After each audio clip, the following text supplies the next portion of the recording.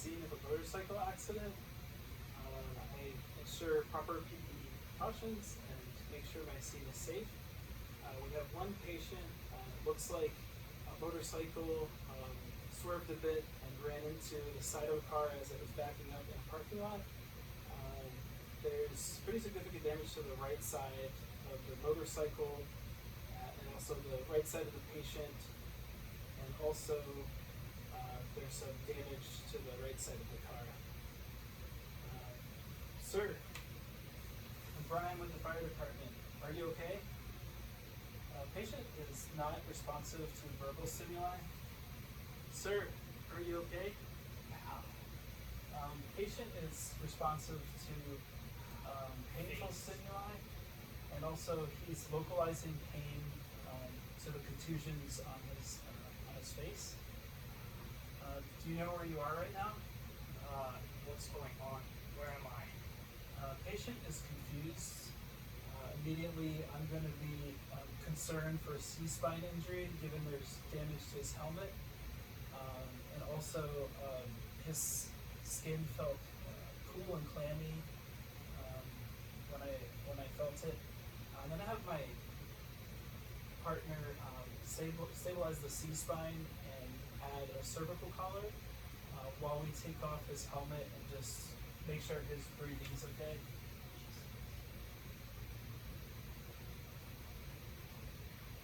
As my partner applies the cervical collar, I'll go over why I think he's a GCS 11 for Glasgow Coma Scale. He was immediately not responding to verbal stimuli. His eyes weren't opening, but then his eyes did open when he responded to painful stimuli, and he immediately localized pain to his face, but he was still confused in conversation when I talked to him. And then to do a quick pulse assessment. So his carotid pulse seems pretty solid, and his radial pulse is slightly thready. So we will be concerned. I'll have my partner take some vitals while I just do a quick sweep, and I did ensure that his airway was patent as well. And there's equal chest rise and fall.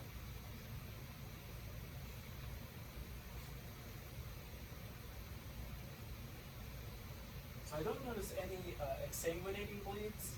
There are some contusions, abrasions to his right arm, and some contusions, abrasions to his right leg, as well as some damage to his face. But his teeth are okay.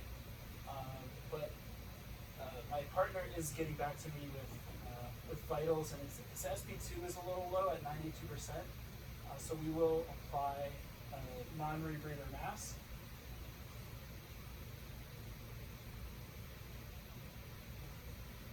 After we apply the non-rebreather mask at 15 liters per minute, I do notice that his pupils are equal, round, and reactive to light. So that's good.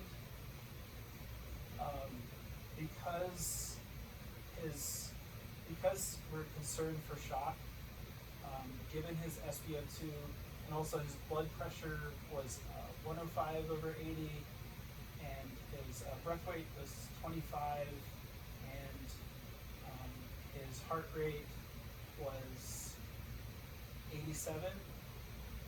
We are going to want to call ALS and make him a priority patient. So I will perform a secondary assessment in the ambulance, just in case ALS is not here in time. So we move to the ambulance, and I do notice that a medical ID card fell out, so I will keep that in mind when I obtain sample history. But I will have my partner on the way to the ambulance start dressing some of the wounds. And I'm going to start Now, on their way to the hospital, I'll check for decap BTLS. In my secondary assessment, deformities, contusions, abrasions, punctures, burns, tenderness, laceration, and swelling. We check the head.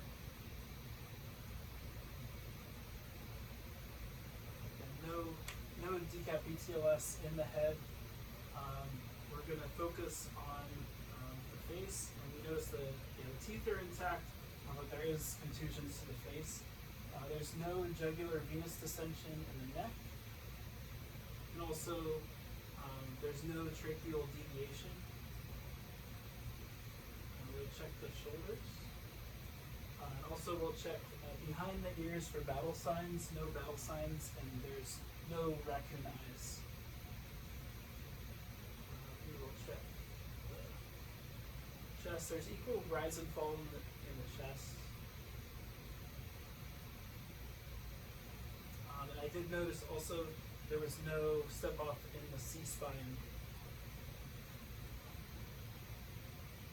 We'll check the abdomen, all 4 quadrants. No decap BTLS in the abdomen. We'll push down and in on the pelvis. No decap BTLS on the pelvis. We'll defer the genitals for now.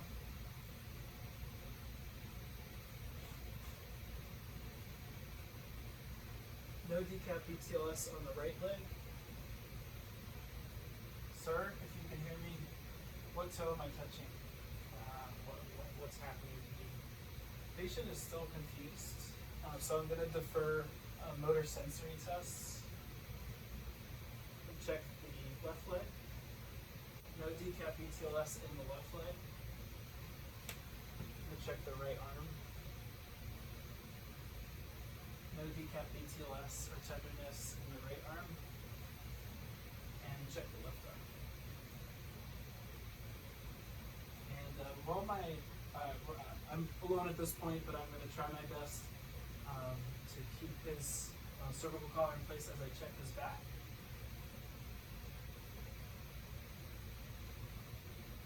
I check his T-spine and C-spine. There's no step off. I also checked his buttocks. There's no blood, and also no decap BTLS in his back or buttocks. So that's good. And then now we'll try to obtain some sample history. Sir, are you alert and oriented now? Where am I? What's going on? Patient's still confused, but I do have a penicillin allergy listed on his medical ID card, as well as he's not taking any current medications. We know the signs and symptoms he's experiencing, and we're going to defer past medical history until we get to the hospital, and we're also going to defer last oral intake, and we do know events leading up to the injury. So I'm going to take a quick set of vitals. We're a few minutes out from the hospital now. Looks like the non-rebreather helped. So his SpO2 is back up to 94%, so it's risen a bit. That's good. His blood pressure is 120 over 80, and his respiratory rate is now down to 20 breaths per minute, and his heart rate is 76. So we arrive to the hospital and hand him over to the charge nurse and sign off. That was pretty solid. Did you do the back?